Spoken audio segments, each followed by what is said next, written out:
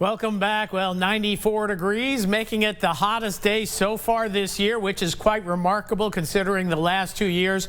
We are already hit 100 degrees in the previous June, so a little bit cooler than normal, but still hot and humid, but better than the last 2 years, at least for the start. Let's hope it stays that way. Here's the big pictures to take a look at the Doppler radars across the area, and not much activity to speak of. We did have more storms earlier this afternoon. Things have quieted down, and we're seeing the last vestiges of storms that were up across central Louisiana moving on through Acadiana, and what we're seeing is an outflow boundary. When the storms collapse, they kind of push the air out, and that's what they did here, and is pushing air out, and we have a little bit of an outflow boundary. It looks like a little bit of a frontal trough, and it's actually a wind shift line, and as it passes, you'll notice the wind's turning around out of the north. You have more clouds. There's been a breeze, and we went from 94 degrees last hour to 88 degrees at this hour, and you can see that outflow boundary working its way across portions of Acadiana right through the Vero School Road area, working its way toward Youngsville, Broussard. You're going to get just a slight breath of a fresh breeze coming up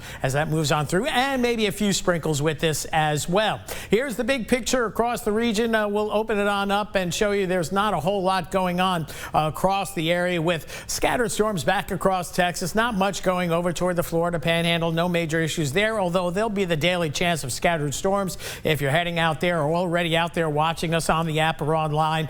Scattered activity, but no washouts. All of the big rains will be over towards central Florida with that tropical system. And again, this is how it worked out during the course of the afternoon with heavier storms following pretty much what we call a mid-level trough. We actually have a couple of them in the Gulf Coast. We have this ridge of high pressure that'll break down come Sunday, and that's going to open up the door for more rain chances. But this is where I think the conduit for best rain chances will occur again tomorrow. Central, northwest Louisiana, down through southeast Louisiana, and then this upper level trough, the National Hurricane Center, keeping an eye on that and the storms associated with that.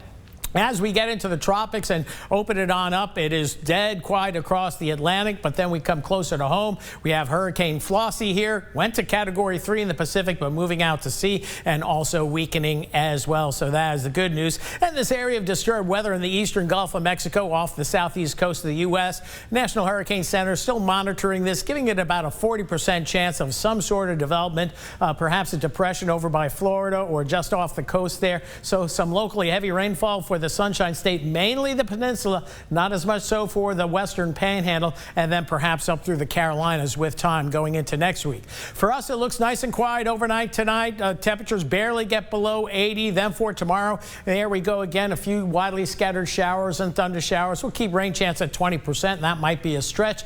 And more of the same as we work into our 4th of July forecast. The model showing a few more isolated storms in the area, but we'll keep it at 20% as well for Friday. And then Saturday looks like rain chances down in the 10% range and maybe getting a little bit hotter as well.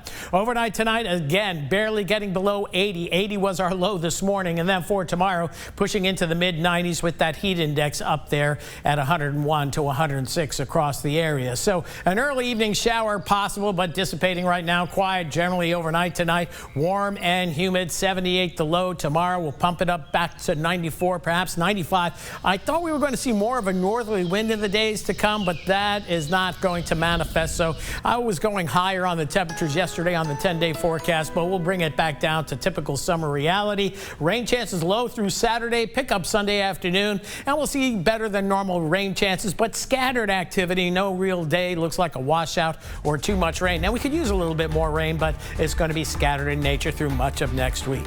That's it for weather for now. We'll have more coming up a little later on.